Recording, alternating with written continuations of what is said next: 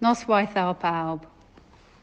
Last week marked 6 months since I was bestowed with the greatest honour and privilege I could have ever hoped to receive, being elected to serve the people of Ynys as your Member of Parliament.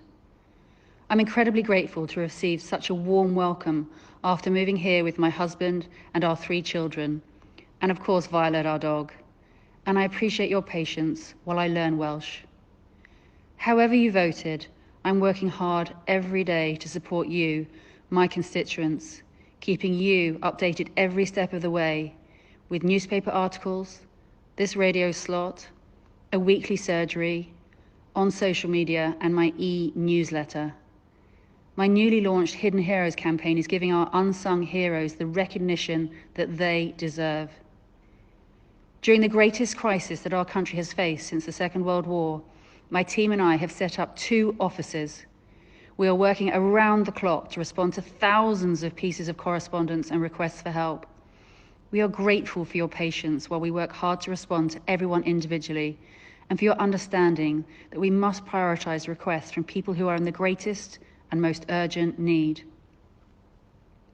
In Parliament, I'm honoured to serve as Parliamentary Private Secretary to UK Health Ministers, giving me a valuable insight to scrutinise the health process here in Wales. From Alderhay to the Royal Stoke A&E, the NHS in England provides wide-ranging life-saving care to patients from across North Wales. It is a privilege to work in a role that helps to deliver better outcomes for patients from Ynys and across our region.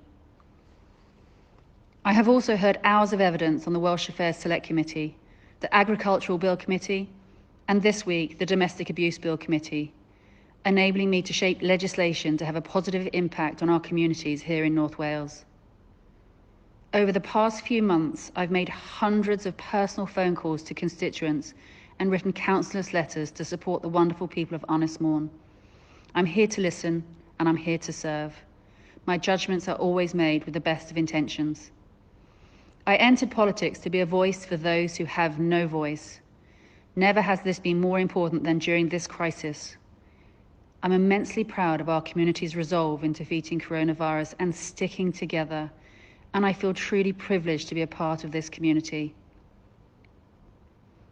And as I reflect on my first 6 months as your MP, I look forward to the coming years with excitement and with enthusiasm. Although we are facing unprecedented challenges, there are opportunities that await that must be seized.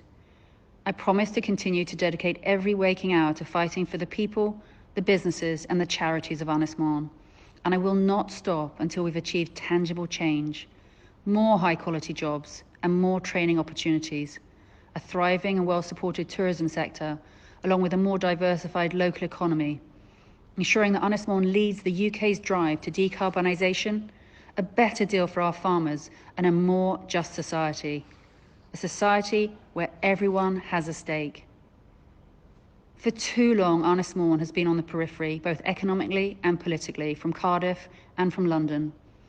When I was elected, I vowed to be a champion for our island at the heart of the UK government.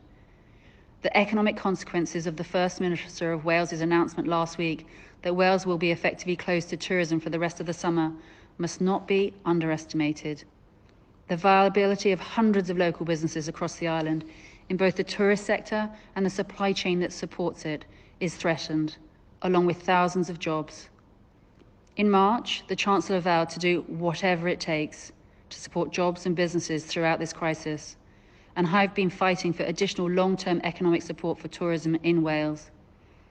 Last week, I wrote to the Chancellor asking for the establishment of a coronavirus tourism resilience fund, and today I met with the Prime Minister to discuss at length the support that we so urgently need. After contributing so much in times of such hardship, businesses across the island deserve to be supported, and I am confident that this support will be forthcoming. I will continue to fight for every single job on Ynys Môn.